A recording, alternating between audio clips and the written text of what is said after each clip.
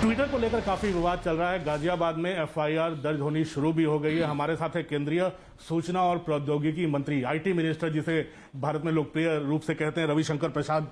Ravi sir, Ghaziabad में FIR शुरू हो गई। आपने जो दिशा निर्देश जारी किए थे, एक टाइम समय सीमा निर्धारित की थी, अब लगता है जिन्होंने पालन नहीं किया अब उनको झेलना पड़ेगा। देखिए, इसको गाजियाबाद के केस से आप न जोड़िए। हमने 25 फरवरी को ये गाइडलाइन इशू किया जिसका आपको पालन करना था। एक ग्रीवांस ऑफिसर, एक नोडल ऑफिसर, एक कंप्लायंस ऑफिसर, कि आपके जो ट्विटर या बाकी प्लेटफॉर्म के जो उपयोग करते हैं, अगर उनका दुरुपयोग होता है, महिला की नग्न तस्वीर, किसी को डिफेम करते हैं, तो उसको शिकायत का मौका दीजिए। भारत सरकार नहीं है, और वो शिकायतकर्ता आप बनाइए जो 15 दिन में उसको निस्तारण करे। काफी लोगों ने मान लिया। ये 3 महीना का समय सिग्निफिकेंट सोशल मीडिया में, जिसमें 50 लाख से अधिक थे, वो दिया था, ट्विटर भी थे, तो 25 मई को खत्म हो गया। हमने अपने अधिकारियों के आग्रह के बावजूद हमने कहा एक लास्ट नोटिस दो, गुडविल जेस्चर, वो फिर दिया, उसमें भी आधा टुकड़ा। तो ये रूल 7 गाइडलाइन का अमिताभ जी क्लियर है कि अगर आपने इसका पालन नहीं किया तो आईटी एक्ट की धारा 79 के अंतर्गत जो परिणाम होंगे और बाकी आपराधिक कानूनों के वो लगेंगे। तो ये कानून के अनुसार ये स्थिति आई है, उसमें हमारी कोई भूमिका नहीं है, न गाजियाबाद केस की भूमिका है। तो ये आपको समझना चाहिए। और उसमें एक बड़ा सवाल ये है कि अगर भारतीय आईटी कंपनी अमेरिका जाती है तो वहां का कानून पालन करती है कि नहीं। अगर भारत की दवा बनाने वाली कंपनी अमेरिका में दवा बनाती है तो उस कानून का पालन करती है कि नहीं। तो भारत में आप सैकड़ों करोड़ रुपया कमाते हैं, आपका स्वागत है। 100 crore Twitter, Facebook, WhatsApp, LinkedIn के यूजर्स हैं, अच्छी बात है। आप बिजनेस करिए, पैसे कमाइए, नरेंद्र मोदी जी की आलोचना करिए, रविशंकर की करिए, लेकिन भारत के संविधान को तो मानना पड़ेगा, भारतीय कानून को तो मानना पड़ेगा। ये एक बात मैं कहूंगा। और दूसरी बात जो आपके दर्शकों के लिए जानना बहुत जरूरी है, ये कंपनियां हमें लोकतंत्र का ज्ञान न दे। भारत का लोकतंत्र बहुत मजबूत है, संविधान है, जनता के द्वारा चुनाव होता है। आसाम में भाजपा हारती है, बंगाल में जीतती है, बंगाल में हार जाती है। बहुत आजाद न्यायपालिका है। अभी आप देख रहे हैं कोविड में कितने कड़े कड़े सवाल उठाए गए। आजाद मीडिया है, अमिताभ बाबू बैठे हुए हैं, भारत सरकार के वरिष्ठ मंत्री सवाल पूछ रहे हैं, और पब्लिक है। तो ये जो हमें कुछ लोग प्रॉफिट कमाने वाली कंपनी अमेरिका से हमें ज्ञान देती है लोकतंत्र का, ये कृपया करके न दें। जैसे टूल किट का मामला हुआ था कुछ दिन पहले, उसके ऊपर भी एफआईआर दर्ज हुई थी, आपको याद होगा। हमारे कई वरिष्ठ नेताओं के जो वेरिफिकेशन थे उसको गायब कर दिया गया, और अब गाजियाबाद में हुआ है। तो आपको लगता नहीं है कि एक वन साइडेड कंप्लायंस चल रहा है वहां पर? नहीं, मेरा कहना दूसरा है। आप प्लेटफॉर्म हैं तो मतलब आपका अपना कोई विचार नहीं है ना। जो आपके यूजर्स अपना विचार रखते हैं, एक दूसरे आप देते हैं। हाँ, अगर कोई बिल्कुल आतंकवाद को प्रमोट कर रहा है, हिंसा फैला रहा है, या किसी महिला की गरिमा पर चोट पहुंचाई जा रही है, हम समझ सकते हैं। लेकिन अगर आप स्वयं निर्णय करेंगे क्या जाएगा क्या नहीं जाएगा, क्या मैनिपुलेटेड है क्या मैनिपुलेटेड नहीं है, तो ये सवाल तो उठेंगे कि गाजियाबाद में जो बिल्कुल एक फेक न्यूज की बात आ रही है, जो कहानी नहीं थी बताई जा रही थी, तो आपने वहां मैनिपुलेटेड क्यों नहीं कहा। जब आप अमेरिका के कैपिटल हिल पर हमला होता है तो आप सबका ट्विटर अकाउंट बंद कर देते हैं, उस समय के राष्ट्रपति का। जब यहां लाल किले पर हमला होता है, ये आपके किसान आंदोलन में, और नंगी तलवार लेकर के टीवी 18 पर भी दिखाया जाता है आपके कार्यक्रम में, तब तो आप कहते हैं ये बोलने की आजादी है, जबकि लोग मार रहे हैं पुलिस वालों को, 20 फीट गड्ढे में फेंक रहे हैं। ये दोहरे मानदंड नहीं चलेंगे। बहुत विनम्रता से। आप जब से आईटी मिनिस्टर बने हैं, लगातार एक आपने मुहिम चलाई कि सब लोग उत्तरदायी हो, भारत सरकार के हो, भारत जो नियम कानून है उससे। आपने कई बार ट्विटर से लेकर व्हाट्सएप, फेसबुक, सबको आपने नोटिस ही भेजा है। समय सीमा खत्म हो गई, सारी कंपनियों ने मान लिया, ट्विटर अभी भी नहीं मान रहा है। अब क्या चाहेंगे आप लोग? अब ट्विटर क्या करे? अब देखिए, मुझे एक बहुत साफ, बहुत विनम्रता से कहना है, हम भारत सरकार से कोई कंप्लायंस नहीं अपेक्षा करते हैं। भारत के कानून और भारत के संविधान, इस बात को समझना बहुत जरूरी है। और अमिताभ बाबू, ये जो विषय है, ये मोदी जी की सरकार बनाम ट्विटर नहीं है। नई भाजपा बनाम ट्विटर है। ये ट्विटर बनाम जो उसके यूजर्स हैं, जिनका दुरुपयोग होता है, मिसयूज होता है, एब्यूज होता है, उनके अधिकारों की लड़ाई है। इस बात को समझना बहुत जरूरी है। अब जहां तक आपने बात की, कानून क्या कहता है ट्विटर जानते हैं।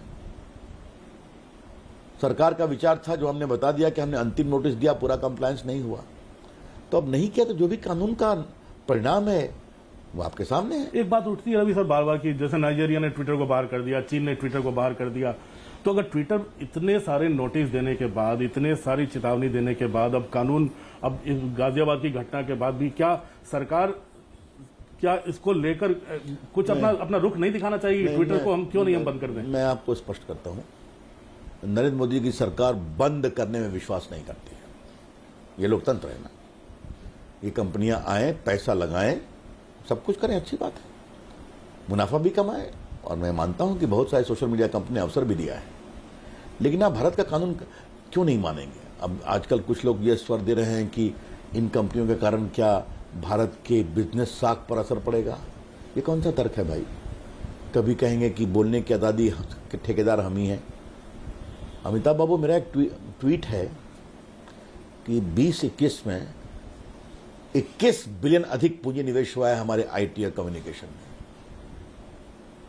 दुनिया वालों को बहुत विनम्रता से बताऊंगा, भारत एक बहुत बड़ा बाजार भी है, 130 करोड़ आबादी है, 126 करोड़ प्लस आधार कार्ड है, 70 करोड़ से अधिक लोग इंटरनेट का यूज करते हैं, 70 करोड़ स्मार्टफोन है, आपके पास भी है, जो मिनी कंप्यूटर है। आज भारत डिजिटल पेमेंट में दुनिया का नंबर 1 देश बना है। आप देख रहे हैं स्टार्टअप मूवमेंट आया है, तो ये दुनिया की कंपनी इसीलिए आती है कि भारत एक बड़ा बाजार है, और वो आए, स्वागत है। उसमें ट्विटर भी है, इसलिए स्वागत है। ईस्ट इंडिया कंपनी ना बने। विनम्रता से ईस्ट इंडिया कंपनी को गुजरे जमाना हो गया। उनका क्या तर्क था? मुनाफा भारत से कमाएंगे, कानून इंग्लैंड कमा लेंगे। ये अब नहीं चलेगा। रवि सर, भारत नरेंद्र मोदी की अगुवाई में अमिताभ बाबू अपनी डिजिटल संप्रभुता से समझौता नहीं करेगा। रवि सर, दिशा निर्देश ऐसे कोई सख्त नहीं आप लोगों ने बनाए आपने कि compliance officer, nodal officer, grievance officer और भारत का पता देने को कहा है। सारी कंपनियां मान गई हैं, तो कानून ज्यादा सख्त नहीं है, मंत्री बड़ा सख्त है, पीएम भी बड़े सख्त हैं, तो फिर ये सख्ती क्यों नहीं समझ पा रहा है? नहीं, हमें आप एक चीज बताइए, आपने अच्छा कहा कि एक नोडल ऑफिसर, एक ग्रीवांस ऑफिसर या एक कंप्लायंस ऑफिसर के लिए कोई यूपीएससी की परीक्षा करनी पड़ेगी आईएएस आईपीएस की तरह? प्रिलिमिनरी एग्जामिनेशन, फाइनल एग्जामिनेशन, ये क्या मतलब है? इसका मतलब क्या है? हम फिर जानना चाहते हैं। तो कहीं ना कहीं नियत पर सवाल तो उठेगा। अब उनके द्वारा कभी ये कहा जा रहा है कि हमारे कंसल्टेंट ने एडवाइस किया है कि जब तक आप भारत का दफ्तर नहीं स्थापित कर लें, तब तक चीफ कंप्लायंस ऑफिसर नहीं बना सकते आप। अब ये कौन सा तर्क है? ये ठीक नहीं है। एक ओरिजिनेटर की बात हो रही थी, व्हाट्सएप मान गया है, तो किसी देश की जनता को जो सरकार ने दिशा निर्देश दिए हैं, उसके बाद ऐसा तो नहीं है कि जो नॉर्मल बातचीत कर रहे हैं व्हाट्सएप पे, जो नॉर्मल फेसबुक पे इंटरेक्ट कर रहे हैं, उनको कोई डरने की जरूरत है कि उनकी प्राइवेसी में दखल हो जाएगा? आपने बहुत ही अच्छा सवाल किया है।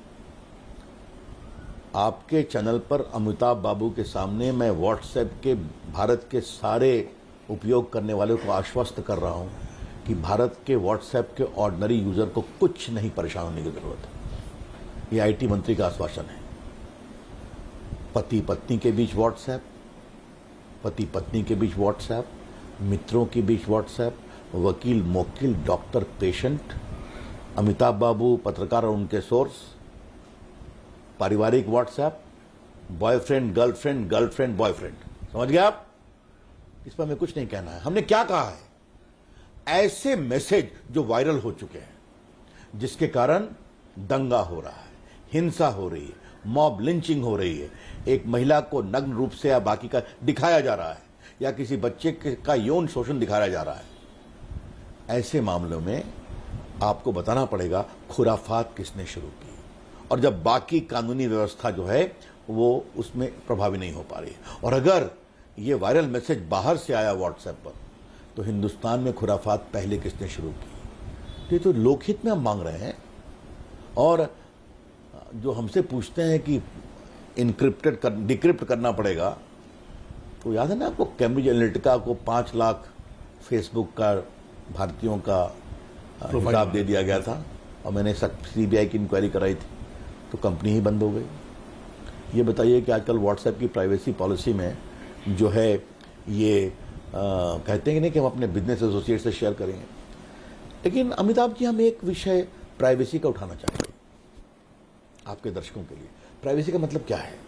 हम निजता का पूरा सम्मान करते हैं, सुप्रीम कोर्ट के फैसले का मैंने स्वागत किया, लेकिन मैं कुछ आपके दर्शकों के लिए कुछ विचार के मुद्दे छोड़ना चाहता हूं। आप क्या खाते हैं ये आपका निजी मामला है। आप होटल में जाएंगे, बिल आएगा तो उसने मालूम कर लिया कि आपने क्या खाया है। आप कहाँ यात्रा करेंगे आपका निजी मामला है, लेकिन जिस दिन आप मुंबई जाएंगे तो प्लेन से लेंगे तो टिकट डिजिटल है। दिल्ली हवाई अड्डे पर आपका सिक्योरिटी चेकअप होगा तो वो आपकी फोटो आएगी तो डिजिटल है। रेल से जाएंगे तो टिकट डिजिटल है। तो फिर आप साइकिल करते हुए मुंबई जाइए अगर आपको प्राइवेसी की इतनी चिंता है। प्राइवेसी का मतलब है आपकी सेक्सुअल लाइफ, आपका मेडिकल रिकॉर्ड, आपका इनकम रिकॉर्ड, आपके बच्चों की प्राइवेसी, आपके निजी पारिवारिक मामले, ये प्राइवेसी है। एक मिनट और सुनो, मैं इलेक्शन लड़ता हूं तो मुझे अपना पूरा देना पड़ता है ना प्रॉपर्टी का डिटेल, और आप लोग दिखाते हैं ना टीवी पर कि रविशंकर प्रसाद की ये कमाई है, ये पढ़ाई है, पत्नी की। एमपी बनी है तो लोकसभा के स्पीकर या राज्यसभा के चेयरमैन को देना पड़ता है कि नहीं देना पड़ता है? मिनिस्टर बनते हैं तो पीएम को देना पड़ता है। ये सब वेबसाइट पर है, तब कहां है प्राइवेसी? तो दिक्कत क्या है कि जो पहले राइट टू इंफॉर्मेशन के पैरवीकार थे कि रविशंकर प्रसाद फाइल में क्या लिखते हैं वो भी मिलना चाहिए, वो आजकल राइट टू प्राइवेसी के झंडा लबरदार हो गए हैं। ये भी दिक्कत है। रवि सर, आखिरी सवाल चलते चलते, गाजियाबाद में जो हुआ, अब तो माना जा रहा है काफी फैब्रिकेटेड है, वो जितने विजुअल थे वो भी फैब्रिकेटेड थे। सरकार ने अपना केस कर दिया वहां पर। क्या आप लोग भी ट्विटर को इस बाबत कुछ नोटिस भेजेंगे या भेजने की तैयारी हो रही है कि आप तमाम कंप्लायंस भी नहीं मान रहे हो और ऊपर से ये घटनाएं भी हो रही हैं? देखिए, पुलिस के इन्वेस्टिगेशन में हम कोई हस्तक्षेप नहीं करेंगे, ये पुलिस का काम है। लेकिन इस घटना से ट्विटर को सीखना है कि जिस तरह से आप मैनिपुलेटेड मीडिया का मानदंड लेके चलते हैं तो आपका डबल स्टैंडर्ड है क्या? ये सवाल तो उठेंगे और उठने भी चाहिए। मैं यही कहूंगा, सोशल मीडिया भारत में व्यापार के लिए आजाद है, पैसे कमाइए, जनता को अवसर दीजिए, भारत के संविधान और भारत के कानून को तो मानना पड़ेगा। और देश की जनता कू पर आए, अपील नहीं करेंगे अपना है? देश की जनता कू पर आ जाए? ये तो उनका काम है, मैं इसमें कुछ नहीं। मैं भी कू पर हूं और शायद मेरे 15 लाख फॉलोअर हो चुके हैं, और कल भी जो मैंने अपना ट्वीट किया उसको पहले कू पर ही किया। तो धन्यवाद रवि सर, बहुत बहुत धन्यवाद न्यूज 18 से बात करने के लिए। Back to studios.